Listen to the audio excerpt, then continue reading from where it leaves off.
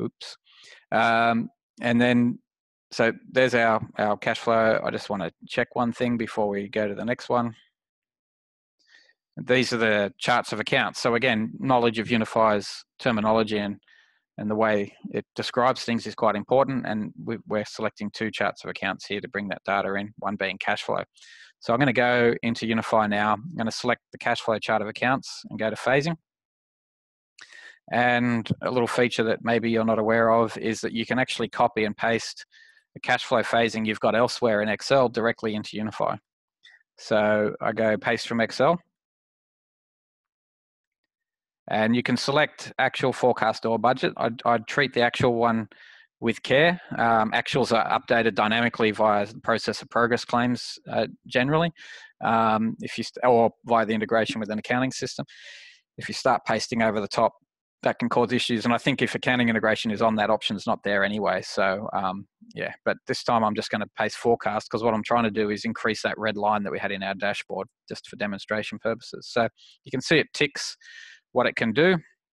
If there's anything it can't, it'll highlight it as red, and I hit save, and that forecast is now there.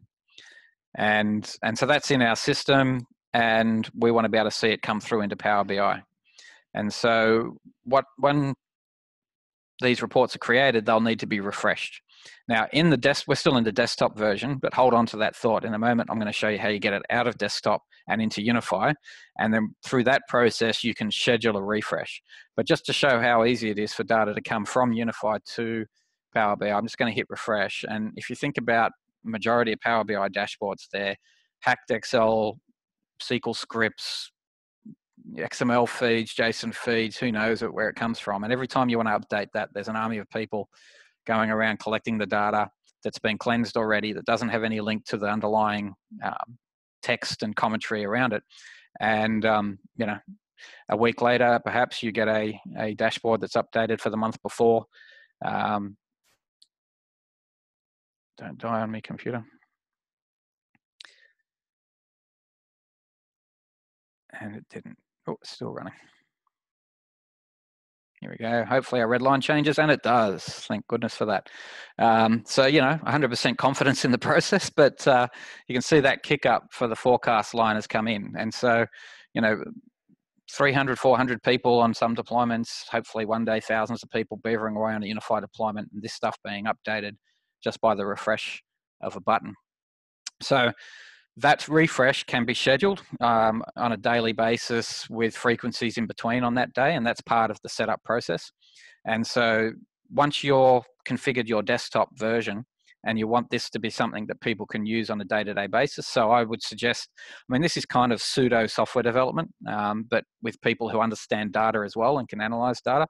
When you're developing these things, you need to think, you know, what do I want to represent to the broader user base? And then once you're happy with that, what you do is you publish this report, and it'll be all the tabs below, to your workspace. Now, a workspace is a Power BI hosted, so Microsoft hosted on their Azure hosting platform space. And so your company will need to have that, but it doesn't cost a lot of money to get access to it. And it's a Power BI Pro license at $12 a month, one person, doesn't need any more than that. And then you would publish this into that workspace. And that's what I'm going to do here. And so when I click publish, it'll save the changes that I've made first, and then start to push this information from my desktop to a workspace. And so this is basically going into the cloud that everyone uses as a term these days. And that's the second step in getting it to be embedded in UniFi. Now, you would only do that sort of once, or when you've changed the reports. So you develop the reports, you get people's feedback on the reports, you test the reports, you get happy with the reports, you publish the reports. You can see here now it's giving me access to the end result via a link. And I can click on that link. And so within Microsoft's environment now, you can see the same dashboards with some of the controls not supported and some of them supported. So that's another thing to consider. But so that's loaded up. And now we're in a web environment. And so that could be shared. But sharing this URL is problematic. You have to develop your own security model behind that. You have to have the person receiving the share link having a Power BI Pro license, unless you publish it completely to the public, and I'm sure that no one on this call would want that. And so, yeah, there's this whole security model thing that you need to do. Now that's still there, and that's something you could do at your leisure and think about. But what we've done in the UniFi 15 release is we've embedded these workspaces into the UniFi platform, which means the authentication to the UniFi platform can be used to control access to these reports. And it means that you don't need to have everyone accessing it via a Power BI Pro. You can access it via your UniFi subscription. So a significant improvement in the distribution of this information over a UniFi 14 scenario. And so that's the next step. Within this interface, you can schedule that. There's a scheduler. Just Google that and that'll be part of our training.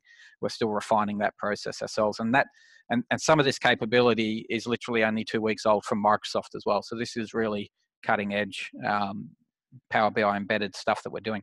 So what you would then get once you've scheduled the refreshes of that is you would then use your Workspace access to generate a user ID and a secret that you would put into the UniFi system administration interface.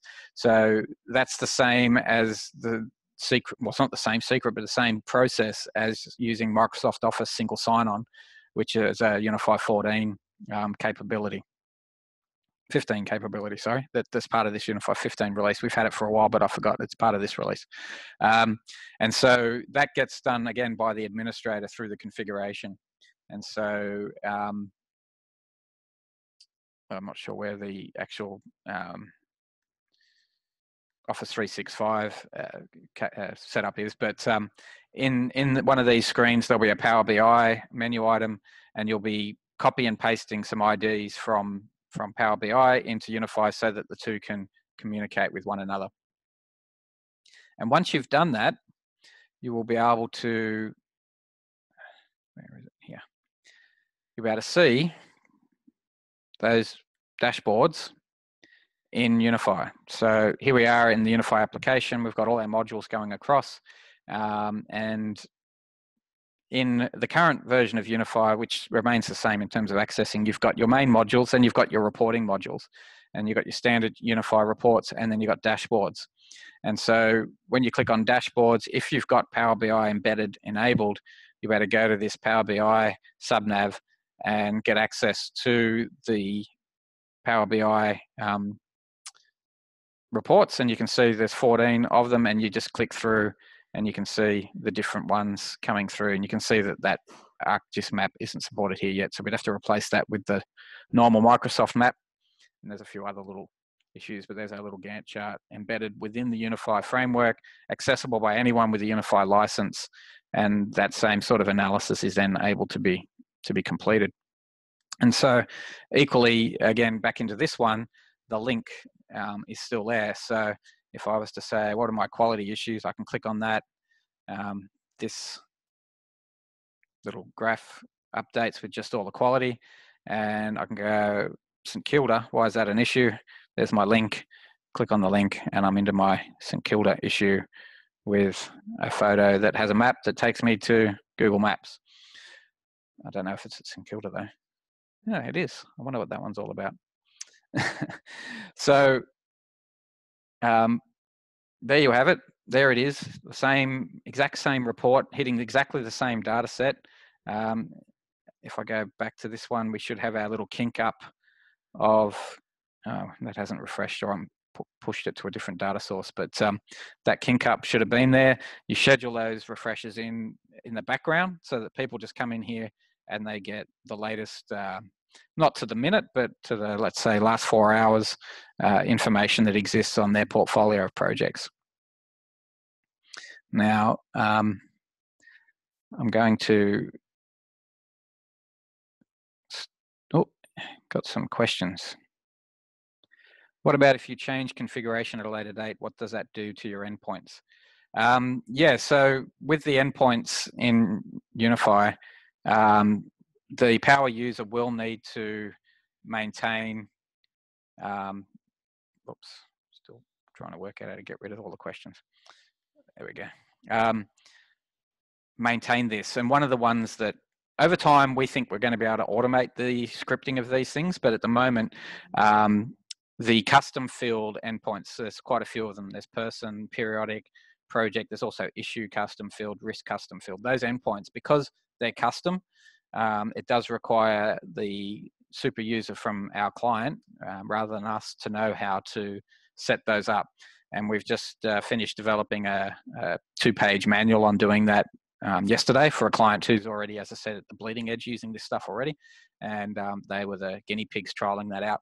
Unfortunately, they didn't get through all 2 pages without calling us to have a few questions. So hopefully we'll refine the manual to get that even better. But the idea in an API is that these endpoints don't change in the version that they're in.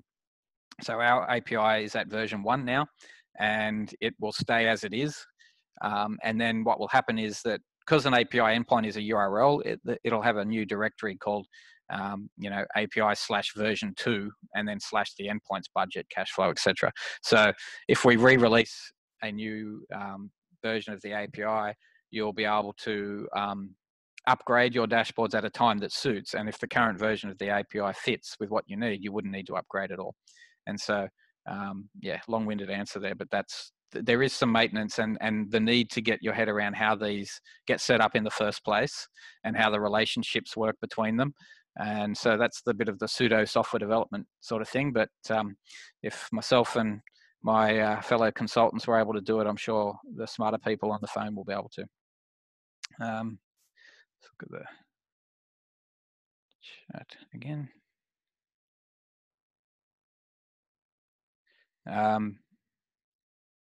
Okay. So in terms of the user's level of access, the dashboard itself at the moment is currently only accessible to someone with a program manager access level and above. That's at the moment the level of granularity that UniFi will apply to accessing those embedded reports.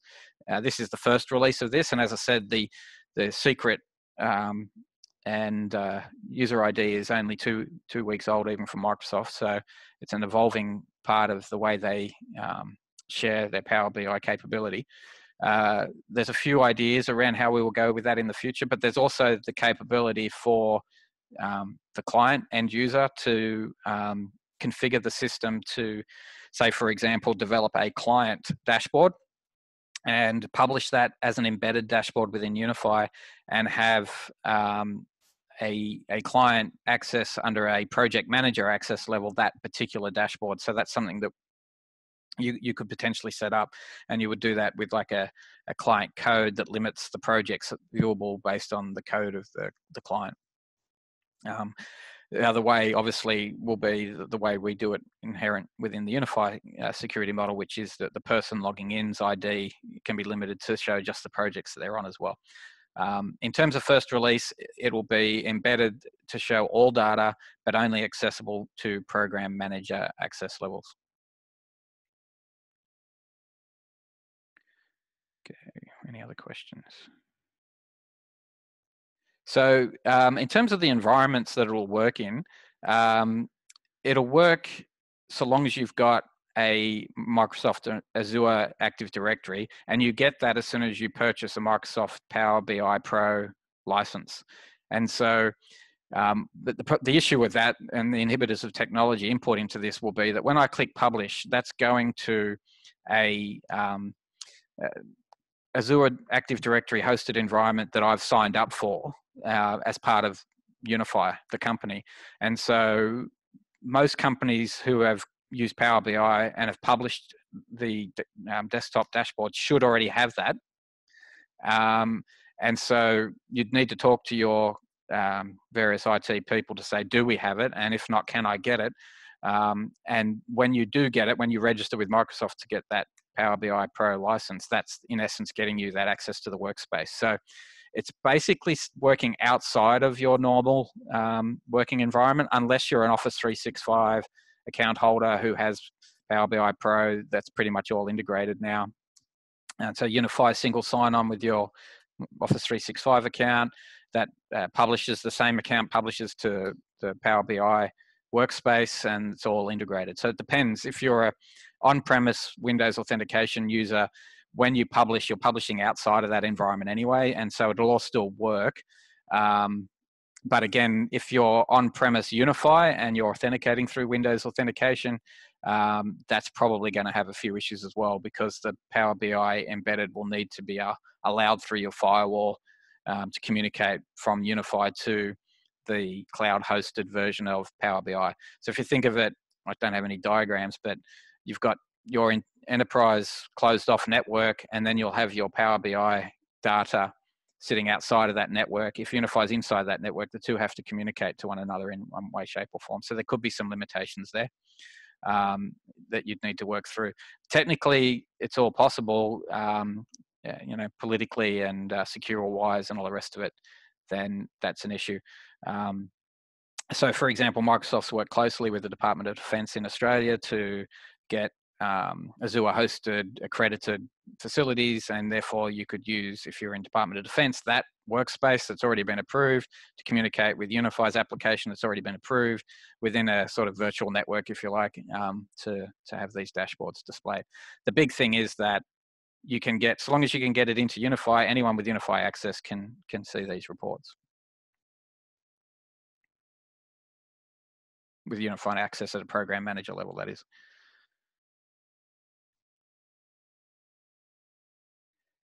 Okay.